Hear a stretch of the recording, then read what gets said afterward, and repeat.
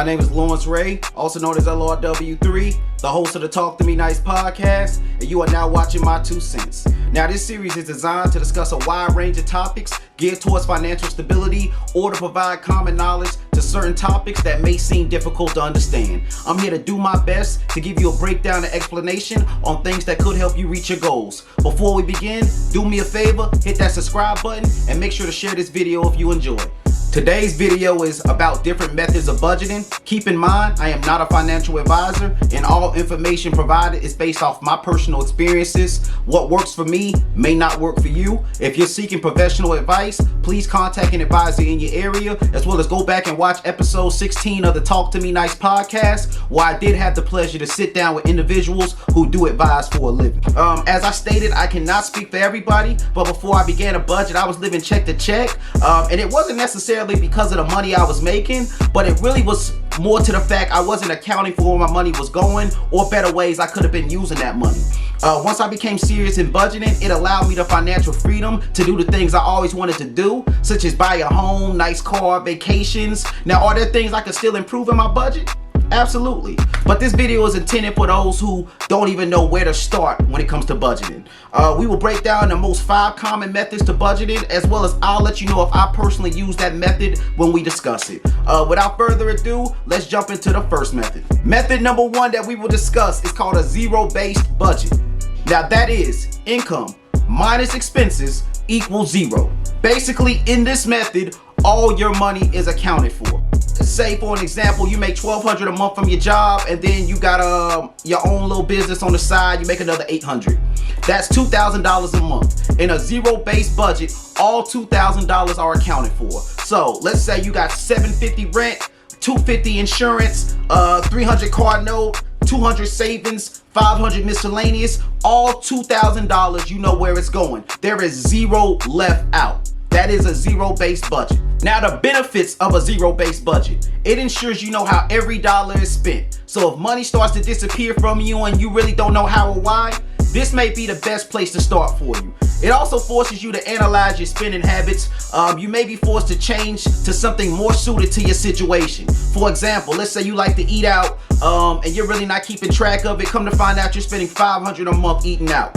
Now, if you only make $2,000 a month, you're literally spending a quarter of what you make every month on eating out. So that may force you to change those habits to something, as you may realize that might not be the best idea. Now, as I'll try to stress with each one of these methods, there is no one perfect method. All these methods are based off of you and your situation and how to apply them. There's drawbacks with every one of these type of methods. A drawback on a zero-based budget would be if you don't make a set amount, it would make it harder to follow a zero-based budget.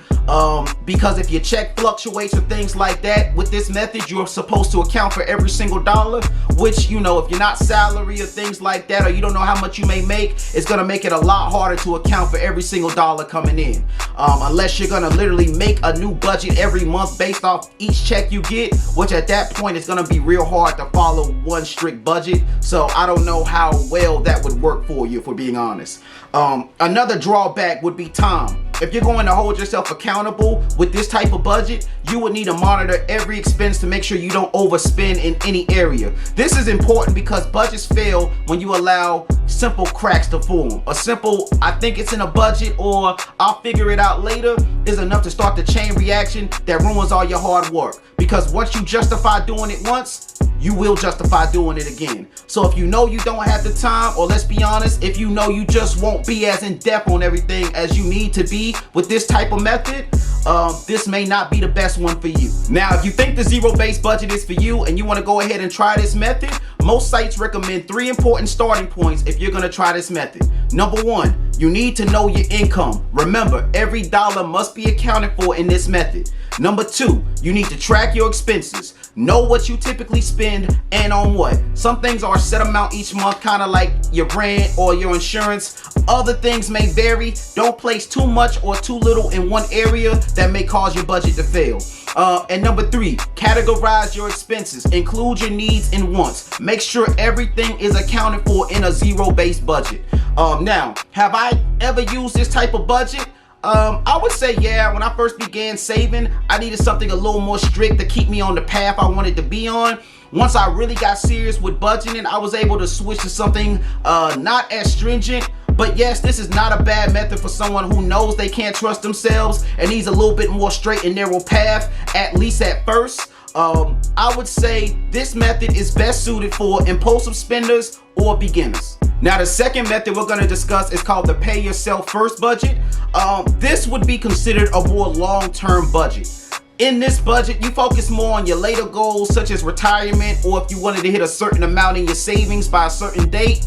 That gets prioritized first in this type of budget. How does a pay yourself budget work? That means before you budget any day-to-day expenses, before you budget any rent, insurance, anything like that, you deduct a certain amount away from your available income and you place that either in a retirement fund or your savings. It doesn't have to be a lot. It could be $20, $50, $100, whatever you can afford. But that's taken away and what's left is budgeted for your day-to-day expenses. Pros and cons of a paying yourself method. Pros. It's never bad putting yourself first, man. That's never a bad thing. Maybe you want to get a new car in a year. Maybe you want to go on a nice vacation. This plan allows you to pay yourself first to achieve those things you want to do one day. This would also help you build large savings if you follow it correctly. If you continue to put the money away and don't go back for it, that's simple addition. It'll continue to add up. Now, drawbacks to this type of method would be if you attempt to put away too much money, this budget will fail. From my personal experience, when I first tried this type, I was working at McDonald's when I was 18. I wanted to put away $100 a check, which is great in theory, but when your check is only $400 and you still have to live, sooner or later that 100 will turn into a zero as you will continue to take more and more away from that large amount. Now, when I readjusted after a while and I tried it again, I only did like $25 a check. And I was able to start putting that money away because it wasn't as big of an amount and I wasn't missing it as much as I was missing that $100. Now, this method may also not work well in every situation. If you have a significant amount of debt, you may not always have the funds available to put it away. That's understandable. If you can't put away a large amount, like I said, put away something. Even if it's $5, over time, that $5 will continue to grow into more and more. Now, have I personally used the pay yourself method? Yes, I have, as the example I just gave you from McDonald's when I was first starting budgeting. With my personal experience though, once you really get into budgeting, this type of budget more or less adapts into a new refined one you're probably gonna get into. It may not be the first expense you take away in your new budget, but putting money away is usually second nature in any budget. So yes, I have used this method before. I would recommend this method for people just starting out, and this is definitely not a bad method to use.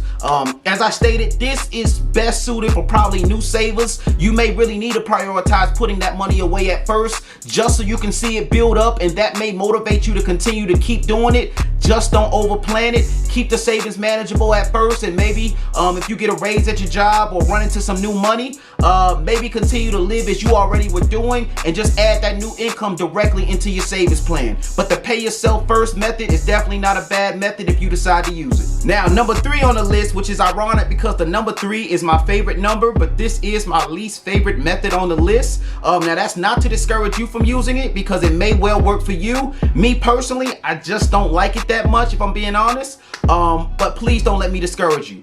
This is the envelope system budget. Now, this is an old-fashioned form of budgeting, but it still can be very effective in certain situations. This budget is more psychological. It's based off the idea that if it's not readily available, then you won't think about it, therefore you won't use it. In this method, it is exactly how it sounds. You take all the money out that you need for each specific bill and you put it in a different envelope, and when it's time to pay that bill, you take that envelope and you pay it. The pros of the envelope method. If you're a visual person, this will work because with the cash in the envelopes, you will literally see where your money is going. Also, the out of sight, out of mind idea that, we typically use bank apps on our phone, or we use things like Cash App, Apple Pay. Basically, we usually focus on the funds that are immediately available for us to spend. But by taking the money and putting it away, it removes it from your thought, or at least makes you think twice before you go to access it. If you're at the store and you want to buy an item, but the money is back home and you live 20 minutes away, you may decide the 20 minutes back home and the 20 minutes back to the store may not be worth the item that you were going to buy. On the other hand though, if you happen to have those funds available, if they were in your pocket, you may have just bought it without thinking twice. So it does allow you more of a thought process before you buy items, because that money is just not readily available for you. Drawbacks to the envelope method. Drawbacks to the envelope method. This is the most unsafe method on the list. I hate to be that guy, but of course with this method you have to consider things such as natural disasters. If you keep your money at home, or a fire or a situation occurs that unfortunately destroys where you live, that money may be gone. Or if you keep your money somewhere accessible to people, that money may disappear. This method comes with certain variables that the other ones do not, therefore that's why it makes it the most unsafe. Another drawback, which may be more of a personal thing for me, it's just the fact of going to get the cash out.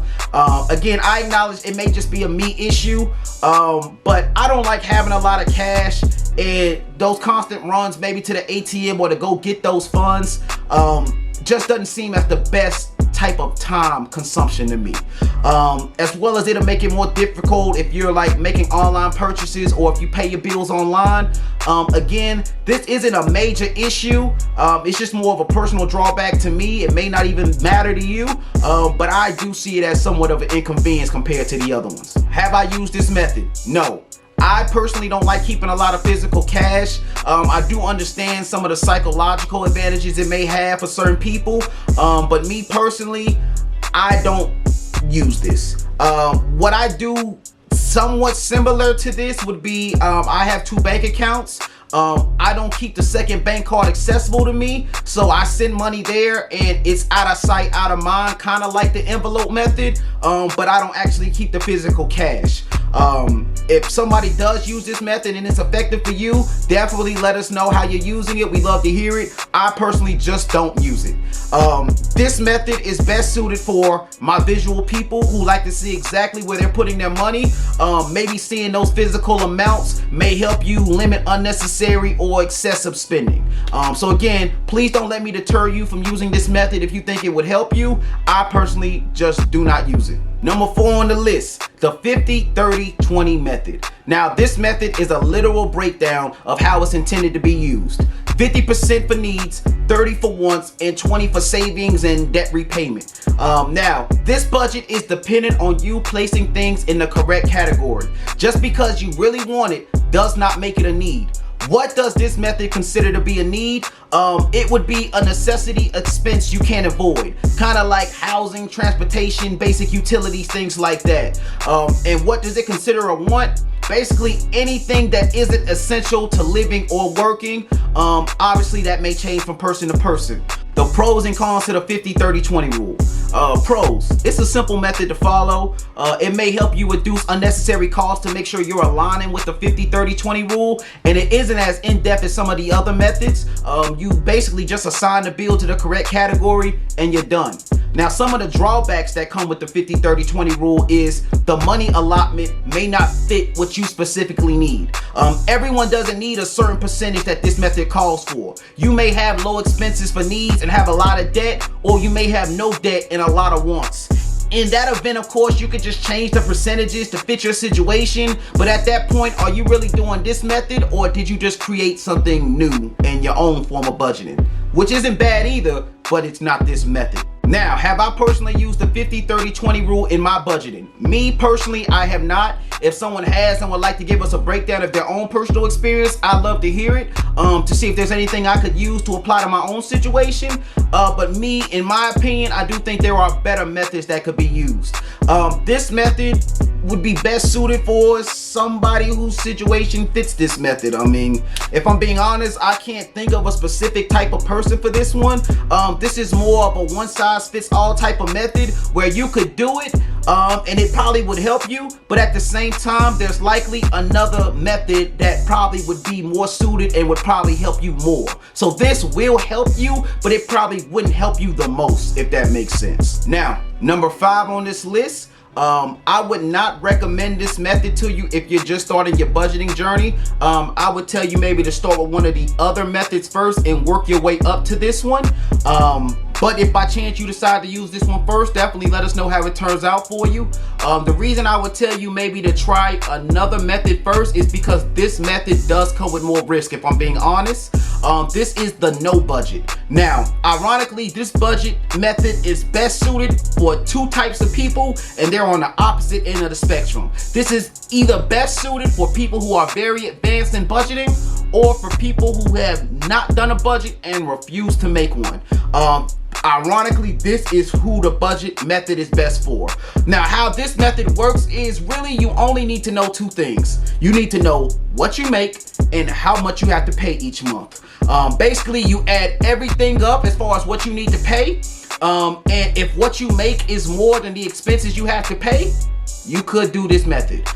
If it isn't, you would either need to make some cuts or you would need to find a way to make additional income to use this method correctly. So once we have verified our income and confirmed we make enough, the first thing we need to do is send 10% of your take-home pay to a separate savings account each payday.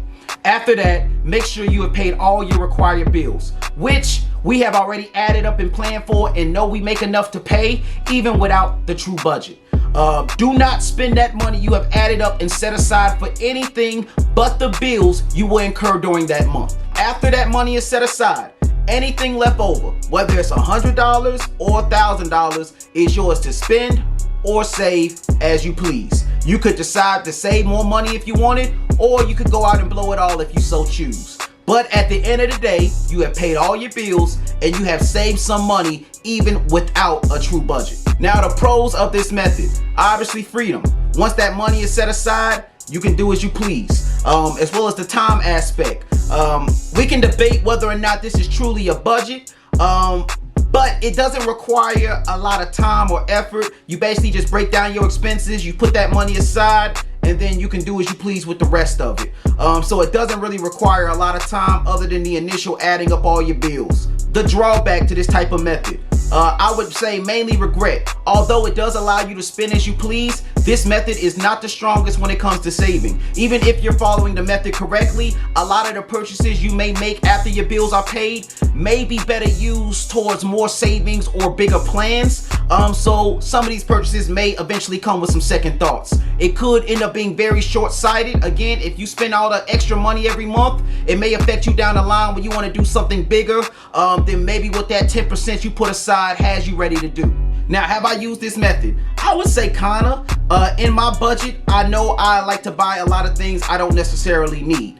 An effective budget is tailored to you and your habits. If you're not honest with yourself, your budget will fail. So I know myself. I know I like to buy a lot of things I could go without, but I still buy them. So I set aside money in my budget for that specific purpose. So even when I blow money, I didn't blow it because it was planned in. Literally, I have a budget allotment for dumb purchases because I know I will make them. Now, maybe one day that will change, but until then, I plan for it. So I would say this specific method would be best suited for the more advanced budgeters, as this type of freedom could easily have somebody overspend. The experience of somebody who's been budgeting for a while may help them know, hey, even though I can spend this money, I'm gonna pull it back some. I don't necessarily need to do that. Or like we said, on the other end of the spectrum, for my people who just refuse to make a budget, it's just not their thing, they don't want to do it. At the very least, definitely try this method so you can at least make sure that your bills are getting paid and you're at least saving some money. So that would be who this one is best suited for. Again, if you're just starting though and you're serious about maybe starting and sticking to one of these methods, I would say maybe go after one of the other ones first and build yourself up to this. What I would say as well with this method is this also may suit somebody who is already semi-established to an extent, and maybe getting savings quickly isn't that important to them. I would say maybe somebody who isn't trying to buy a home or already has a home, so they don't really need to save up for a large down payment. Maybe somebody who has a nice car, so they aren't looking to purchase a new vehicle anytime soon. Basically somebody who doesn't have large expenses coming soon, so even if it's only the 10% that they're sending each month and they're blowing the rest of it, it's really not going to impact them as it would other people who could use that money for maybe bigger purchases or bigger plans. So this wraps up the first episode of My 2 Cents. I definitely hope you learned something in regards to different type of methods to budgeting. If you use a different method I didn't discuss, feel free to comment. Let us know how you use your method and how effective it is for you. We definitely love to hear it. As well as always, check back. We're going to be doing more videos regarding budgeting. We're going to talk about real estate, credit cards, just a lot of good information that can help you better your situation. Please don't forget to subscribe and like the video. Other than that, my name is Lawrence Ray, and I'll see you again next time.